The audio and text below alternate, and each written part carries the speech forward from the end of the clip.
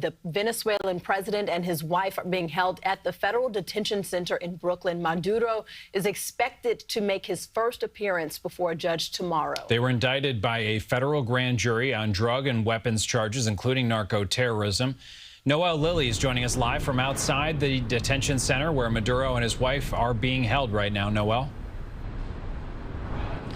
That's right, guys. Somewhere within the walls of this federal facility in Brooklyn is Nicolás Maduro. As you said, he is facing several charges that has been wanted here in the U.S. since 2020. One of those charges including narco-terrorism. President Nicolás Maduro and other Venezuelan officials were indicted in 2020, and on Saturday, the Justice Department said Maduro's administration was backed by a drug trafficking operation that allegedly flooded the U.S. with cocaine. U.S. forces breached Maduro's compound within the country's Fort Tiuna military installation just after 2 a.m. local time on Saturday. All Venezuelan military capacities were rendered powerless as the men and women of our military working with U.S. law enforcement successfully captured Maduro in the dead of night. Explosions rang out and planes swooped into Venezuela's capital, Caracas, early Saturday. At least 7 blasts were heard in the attack. Venezuelan officials say people had been killed, but the scale of casualties was unclear. On arrival into the target area, the helicopters came under fire, and they replied with that fire with overwhelming force in self-defense. One of our aircraft was hit. Now, as Maduro faces charges, President Trump said the U.S. will, quote, run Venezuela on a temporary basis, but he did not explain how or for how long.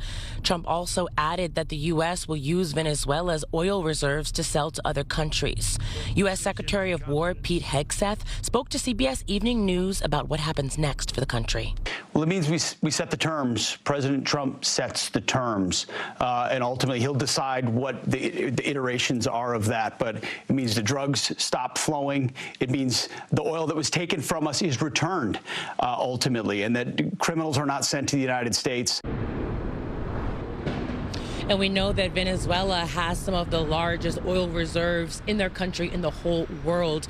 Now, back here at home, we are seeing this overseas operations affecting airline travel. Airlines canceled several flights to the region after the FAA put restrictions on travel into the Caribbean. However, those restrictions have been lifted, and Secretary of Transportation Sean Duffy says airline travel can resume to the region as normal. At the Metropolitan Detention Center in Brooklyn, Noëlle Lilley, CBS News, New York. Noëlle, thanks very much. And for some Venezuelans, it was a day they thought would never come, many of them celebrating the news of Maduro's capture, but also weary of the future and what this might mean. Dozens of people gathered along the west side of Manhattan yesterday, hoping to catch a glimpse of the detained Venezuelan president. Joanna Martucci, a Venezuelan American who fled her native country over a decade ago, was brought to tears by it. It's the best day of our lives, and we were hoping for this moment to happen for a long time, and we're just hopeful. It just feels so much relief and peace to finally see the guy that I left my country for be in there. There were also celebrations in Queens where people we spoke with said they hope they'll soon be able to safely visit the country. They would say they were forced to flee.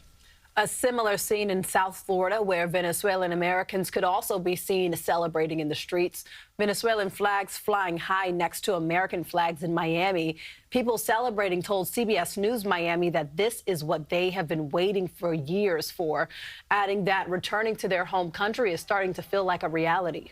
Left when I was 14. I've had a family that's left. So it was just, obviously, don't want anything bad upon anybody, but it was good that he was captured because we deserve our freedom. So my hopes with the capture is that we'll be able to establish systems, right, so that Venezuelans can live and prosper and actually have, a future that they can look forward to. While there were some criticizing the actions of President Trump, most at the rally called it a sign of hope. So while many gathered in celebration yesterday and last night, there were also some protests against the U.S. military actions taken by the Trump administration. Hands off Venezuela! Hands off Venezuela! In Times Square, as you can see, protesters made it known that they object to how the U.S. captured Maduro, while urging U.S. officials not to use violence in Venezuela going forward. Rallies like these were also held in dozens of other cities across the country. I oppose everything Maduro has ever done. I oppose everything Chavez ever did.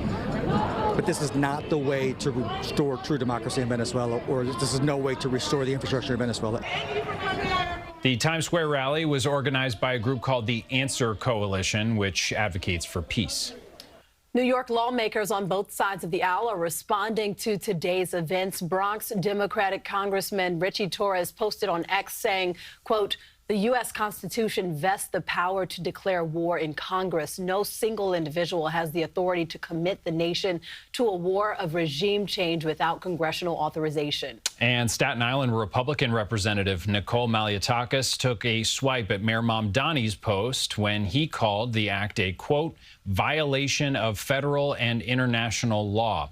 On X, Malliotakis wrote, "Before defending a murderous narco-terrorist, did it ever cross your mind why 8 million people, nearly equivalent to the population of NYC, fled the Maduro Marxist regime? Maybe ask some Venezuelan New Yorkers before you bring his failed socialist oppressive policies here." And all eyes will be on the U.S. in the aftermath of the Venezuela operation and Trump's declaration that the U.S. would run the country for now. If the situation in Venezuela gets out of control, that's going to be on the United States. If the situation in Venezuela improves dramatically, that may be a very positive outcome. That doesn't change. A positive outcome, though, doesn't change the longer-term, broader context precedent that this action sets. And that was legal expert James Sample. He also told us while Congress does have the power of oversight, this Congress has largely fallen in line with the Trump administration's agenda. It would be difficult to reach back and grab the power they've surrendered. Well, the capture of Maduro, as we mentioned, has led to hundreds of flight cancellations to and from the Caribbean during the peak holiday travel season. You're looking live now at Newark Liberty Airport. On Saturday afternoon, Transportation Secretary Sean Duffy shared on X that the FAA restricted the airspace to ensure the safety of the flying public.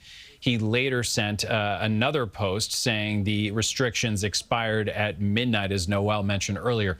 We spoke with a family from the New York area who were stranded in Puerto Rico. I woke up at like 5, ready to go, and I see just a strew of texts from like everyone in the family that's like, all flights are canceled. Don't try to come to the airport. It's a hot mess. Airlines do say they will waive any change fees for passengers who had to reschedule their flights because of this. And do stay with CBS News New York for the latest on President Maduro's capture. We will have continuing coverage all throughout the morning on air and streaming on CBS News New York.